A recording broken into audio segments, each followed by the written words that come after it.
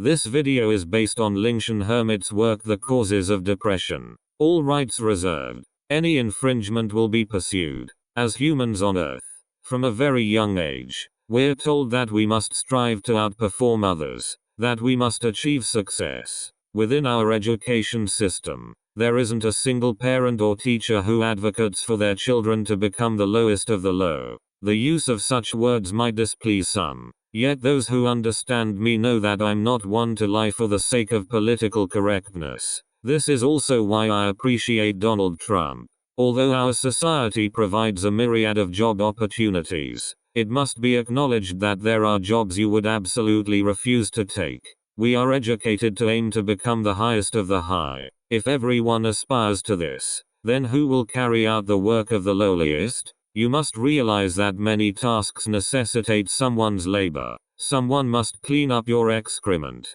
Someone must clear your table after you dine. Someone must assemble your Apple iPhones. And someone must provide manicure services for you. Your parents would undoubtedly be dismayed if, upon graduating from college, you decided to work as a garbage truck driver, because most people would agree that it's not a job that can be proudly paraded. Nevertheless, someone must perform this job. Those who have been educated to strive to be superior, which is virtually everyone due to various reasons. In reality, only a tiny fraction can become those who have others at their command. The majority, in order to survive, must engage in jobs they would absolutely dislike. The hotel waiter, standing for dozens of hours each day, surely did not dream of being a waiter in his childhood. Perhaps he aspired to become a Super Saiyan. It's hard to find people who genuinely love their jobs in our society. Most people work simply to get by, to put food on their table. And our society is far from being one that is filled with tolerance and benevolence towards the poor. Imagine, if all turtles were educated from birth with the notion that, with hard work, they can fly. But you and I both know, no matter how hard a turtle tries, it can't take flight. Yet, having been instilled from infancy with the belief that they could soar like eagles and that flight equates to happiness, these turtles have become accustomed to this idea. Yet they must face the stark reality that they will never be able to fly. I believe this is one of the reasons why depression is so rampant in the world today. Our society has a very singular definition of success, which restricts the possibilities in our lives. Children only know about the success model of individuals like Mark Zuckerberg, ignorant to the fact that there are also paradigms of success like Zhuangzi and Milarepa in the world. Their range of options is actually quite narrow, and most people lack the courage to tread a path of success that is not widely accepted, such as becoming an Indian ascetic. Upon deeper examination, it appears that most of our modern perspectives stem from the influence of Western civilization. While Chinese Confucian culture does promote the idea of standing out from the crowd to some extent, its core principle is self-restraint. I once spent some time exploring Western civilization. I read numerous Western historical and philosophical works, and was surprised to find that Western civilization is built on the foundation of satisfying the self. In the eyes of Western civilization, the fulfillment of one's desires is considered a natural right. The belief is that as long as an individual doesn't infringe upon the rights of others, any act in pursuit of self-satisfaction is unimpeachable and deserves respect. This notion seems reasonable on the surface and is widely accepted by most laypeople and intellectuals. However, it's important to note that many actions might not directly infringe on a specific individual's rights, but they can infringe upon the rights of everyone. Our civilization has not evolved to a point where we can immediately discern the full impact of all actions. Many behaviors and viewpoints seem harmless, even beneficial. In the short term, it may take decades before the harm of certain actions, particularly those damaging to the environment, are fully recognized by the public. In other words, some infringements on public interests aren't quickly detected by society, and it is often nearly impossible to pinpoint the primary culprits. For example, the results of global warming are borne by all Earth's citizens, but you can hardly accuse a specific individual as the root cause of global warming. In fact, the erroneous lifestyles born from flawed perspectives are the true culprits. You might not link global warming with luxury consumption, and leaders of developed nations tend to focus their discussions on reducing emissions. However, few discuss the connection between the killing of a mahi-mahi and global warming. Over 100 years ago, the aristocrats of London were fond of hunting tigers in India. Killing a Bengal tiger appeared to infringe upon no one's rights, but in reality, it encroached upon everyone's rights. If you're a wealthy gemstone collector and you enjoy collecting various gemstones, and you have sufficient funds to support your hobby, it seems as though you're not infringing on anyone's rights. Everything is legal, you paid money, and someone provided the gemstones. However, in the long run, you are encroaching on the earth, as many people are hollowing out the earth to satisfy your needs, and we live on this planet that has been dug full of holes. Do you understand what I'm saying? I'm saying that infringement doesn't necessarily occur only when someone barges into another person's house with a knife. If a businessman legally obtains the rights to deforest a certain area, it seems as if he's not infringing on anyone's rights and there's no problem legally, but everyone must pay the price for the consequence of having one less forest on Earth. Imagine a city opening a new flagship supermarket where you can buy anything you desire, and the prices are definitively cheaper than those at smaller supermarkets. This, in fact, constitutes a type of infringement. Every time the big supermarket sells an item, the small supermarkets are infringed upon, their rightful customers have been taken away. It must be pointed out that the true beneficiaries of these giant multinational corporations are very few. And these select few really don't need to accumulate so much wealth. They won't become happier because of it. Their accumulation of wealth stems from their belief that wealth can bring them happiness. This is, in reality, a lie. In Western culture, no one is reprimanded for purchasing a lot of things as long as they can pay the bill and their income is legal. Everything seems perfectly reasonable. However, if a person's possessions far exceed what's needed for survival, in truth, all of us are being infringed upon, and we all have to pay the price. The reason someone wants to own things beyond their capacity to enjoy is nothing more than to satisfy their ego. From the perspective of Buddhism, they are also accruing karmic debt as a result. Behind the bosses of these large corporations, there's a sea of unemployed people. You might argue that these wealthy individuals are also creating jobs, but when one person amasses the wealth of 1 million people, in effect, 1 million people become impoverished as a result. The people who clear entire forests, the gem collectors, the people whose homes are filled with luxury goods, they might not fully understand the consequences of their actions, but they will still accrue karmic debt. Karmic debt is not visible like a growth on your hand. You can't see it, but you can feel it.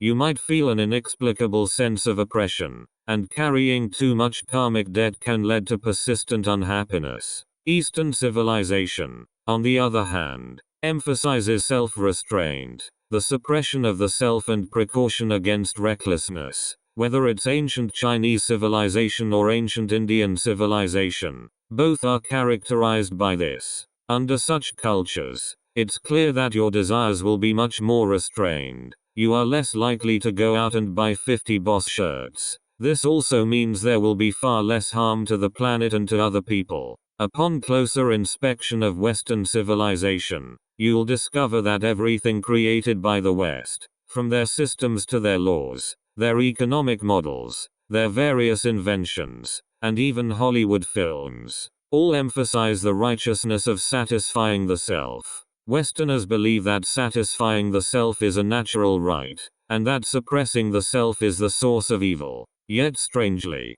their belief that self-satisfaction leads to happiness never seems to materialize. Over the past few thousand years, the business models in the West and the East have not been significantly different, but in the last century, business models have undergone a dramatic transformation. Modern business models spend much of their time creating things you don't actually need, then bombard you with advertisements to make you believe that your life is incomplete without them. We buy many things that we don't actually need because we are bewitched by advertisements. Western businessmen understand that the human ego needs constant satisfaction, so they create a variety of things that we don't actually need, sell them to us, and make a fortune in the process. In this process, our life-sustaining planet is damaged, and many evils arise in order for us to have the purchasing power. There are junior high school girls who resort to prostitution for a Dior lipstick. I've heard that in the near future, artificial intelligence will replace human workers. I'm curious to know, if most workers become unemployed, who will buy the products made by robots? Such technology and such business models are extremely unethical. Chinese attitudes toward Western culture have evolved over several centuries, from contempt to resistance to acceptance. In today's globalized world, apart from political models, almost all of the Chinese people's life and business models are directly copied from the West, especially in the last few decades, through the bombardment of movies, TV, and various advertisements. Western models of success have been fully accepted and replicated in the East. In order to assert their individuality, Easterners have also learned to fill their homes with material possessions. China's rich may own 50 fur coats, live in houses with 20 bathrooms, have private planes, use gold toilets. They may even be more extravagant than Westerners. In fact, this is a massive waste of Earth's resources and a violation of the rights of all Earth's citizens. They do this because they subscribe to a Western concept. Such actions can satisfy the self, and satisfying the self leads to happiness. However, I would like to offer some insights from Buddhism. From a Buddhist perspective, the self cannot be satisfied. Satisfying the self is like pouring water into a leaking bowl. You can never fill it up. No matter how much you possess, yourself can never be fully satisfied. I know many wealthy people who, in private, are actually quite depressed. I heard about a Buddhist master who once stayed in a rich man's villa for a few days. When he used the rich man's bathroom, he found it filled with medications for treating depression. This rich man, one of the wealthiest in the world, was clearly not happy. It's easy to understand why. These affluent individuals have experienced all there is, and nothing excites them anymore. That is the most terrifying aspect. A Russian tycoon wished to personally participate in a certain American space program, suggesting he can no longer find a sense of existence on Earth.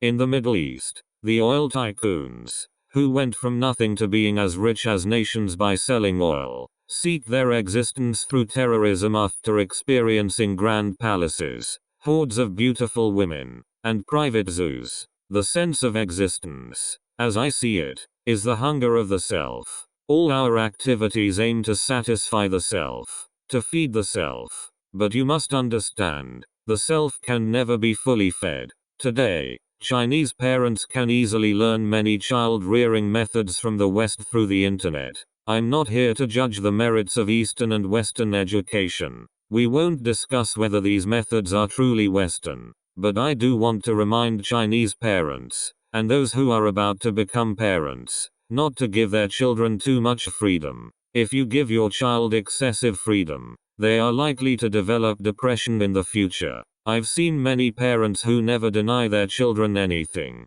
who never scold them, no matter how outrageous their behavior. They say that they should not suppress the natural instincts of the children. I don't believe this approach benefits children in any way. If your child experiences setbacks, they will develop strong psychological resilience. But if no one ever says no to them during their upbringing, they will find it hard to cope when people start saying no to them as they grow up.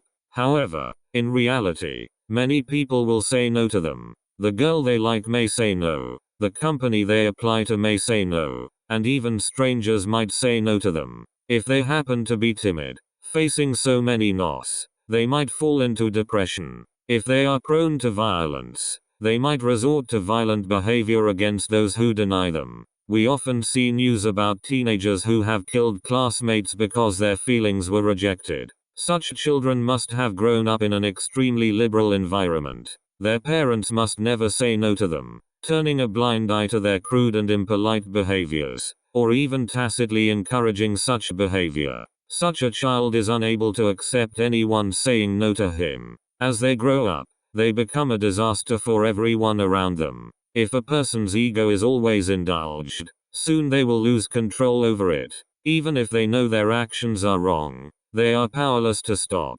Depression stems from the huge gap between one's expectations and reality. You are always unable to achieve what you think you can. You have no control over yourself. Your habits can easily defeat you. You can't even get up on time. You can only passively accept. This is the result of indulging the self. Under the influence of Western culture, many parents hope that their children do not see bloody and frightening images, their reasoning being that they are protecting the children. Their idea coincides with that of King Suddhodana. The king also hoped that Prince Siddhartha would never see the truth of the world, never witness sickness, aging, and death, and made great efforts to this end, moving the elderly and the sick to other places. But history has proven how futile his actions were. When the young Gautama Buddha saw sickness, aging, and death, he chose to become a monk, while most ordinary people,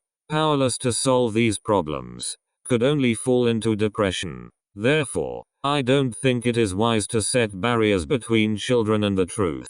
If a person spends the first 20 years in a fairy tale world and the next 20 years in real society, when they find out that everything is not as they thought and they are powerless to change, then depression is a natural consequence. Western culture tends to hide things that might bring us closer to reality. There's an American movie called He's Just Not That Into You, which I think represents the American way of communicating. After a girl goes on a date, the boy never contacts her again. None of her female friends tell her the truth. They just encourage her. They say, maybe he's very busy. He definitely likes you. You're so cute. He must be very busy if he didn't call you. They love to preserve other people's egos and are unwilling to tell the truth. American cemeteries are designed in such a way that you cannot think of death.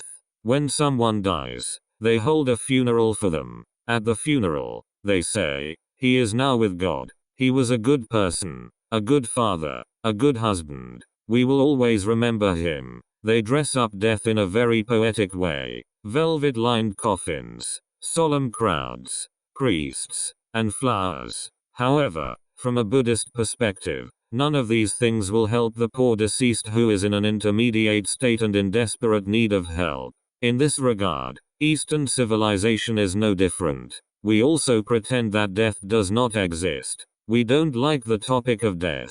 We are always astonished by the death of others, as if death is an accidental event. This is strange. If no one ever dies, and no one has ever died, and suddenly someone dies, then your surprise would be understandable. But everyone will die. Why would you be surprised by this? We live in a world where everyone avoids facing reality. So, when we collide head-on with reality, we naturally become depressed. We turn a blind eye to impermanence. Depression also stems from a lack of understanding of causality. Because we can only see some very superficial causes and conditions, those surface-level ones are obviously incapable of explaining the world we observe. The world always seems so unreasonable to us. We often find ourselves puzzled, wondering why is it like this when we can't make sense of an increasing number of things. Depression follows. As a Buddhist, what I want to remind you of is this. If you feel uneasy while doing something,